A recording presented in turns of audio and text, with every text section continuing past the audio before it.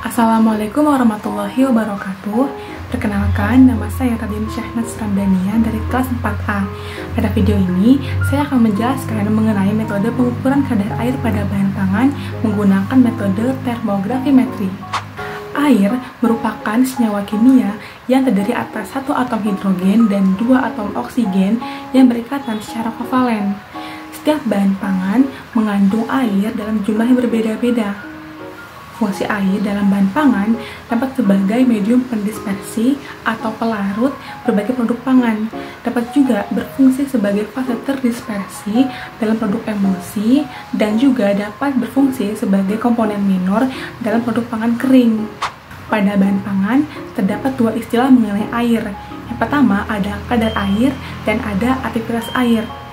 Kadar air merupakan jumlah absolut air yang ada pada bahan pangan sebagai komponen pangan, dapat dihitung sebagai komponen basis basah atau basis kering.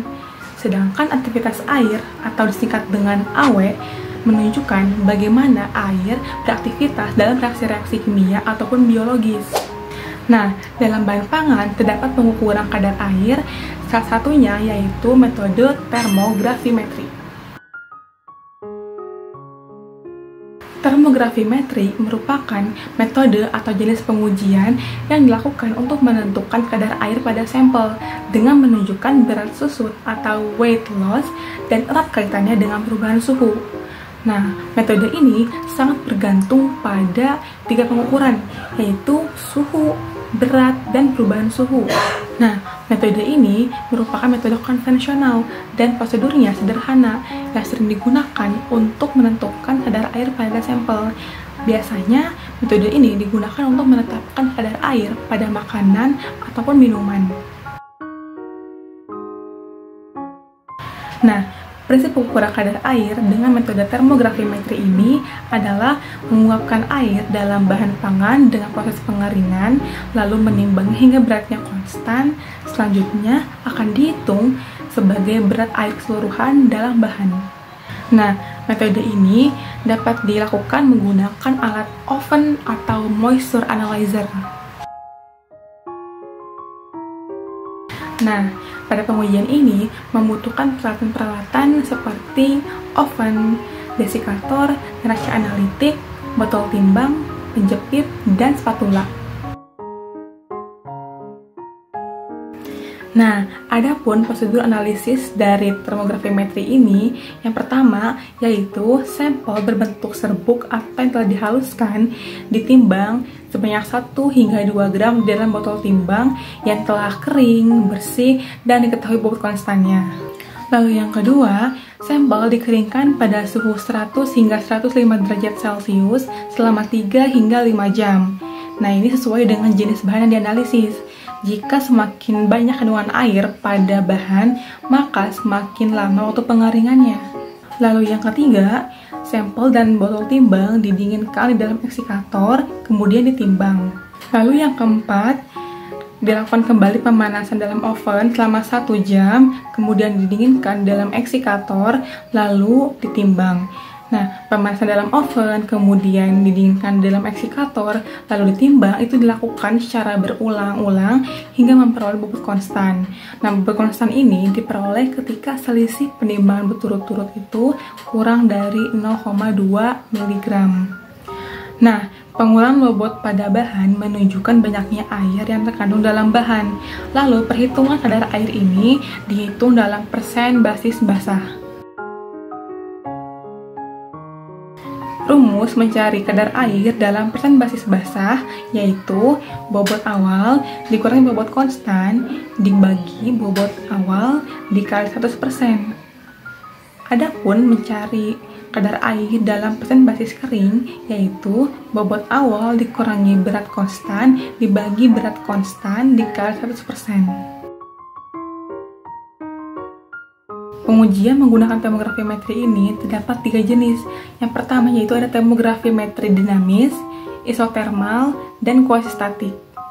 Ketiganya ini dibedakan berdasarkan laju pemanasan yang diterapkan pada sampel. Pada termografimetri dinamis, kenaikan suhu secara linear terjadi konstan terhadap waktu.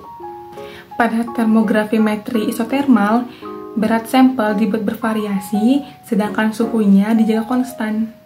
Pada tomografi metri kuasi-statik, sampel dipanaskan hingga berat konstan pada serangkaian kenaikan suhu.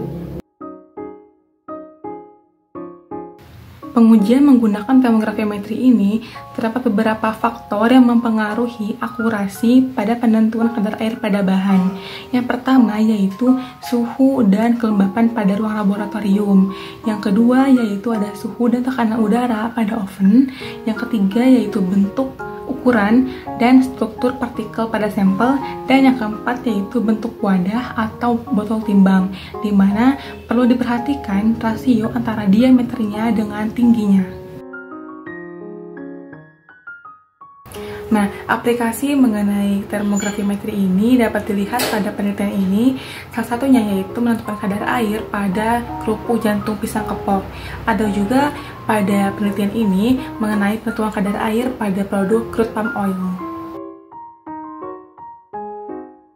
Dalam pelaksanaan pengujiannya, pada metode termografi metri ini terdapat sejumlah kelebihan maupun kekurangannya.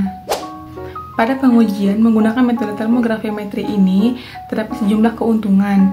Yang pertama yaitu persyaratan persiapan sampelnya sedikit.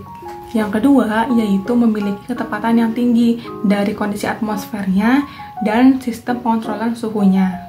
Lalu yang ketiga yaitu memiliki kontrol sampel yang mudah. Lalu yang keempat, laju pemanasannya dapat dipertahankan dengan resolusi yang baik. Lalu yang kelima, yaitu persyaratan konstruksinya yang rendah. Nah, adapun kekurangan pada pengujian ini, yaitu memiliki volume sampel yang terbatas. Lalu interpretasi hasilnya cukup rumit. Lalu kurvanya dapat dengan mudah dipengaruhi oleh karakteristik sampel ataupun faktor instrumental. Dan yang terakhir, pengoperasiannya membutuhkan kontrol suhu yang tinggi.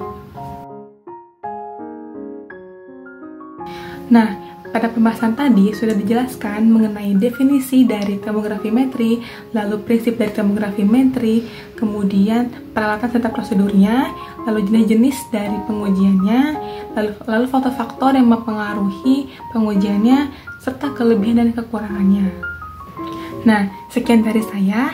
Terima kasih. Semoga bermanfaat. Wassalamualaikum warahmatullahi wabarakatuh.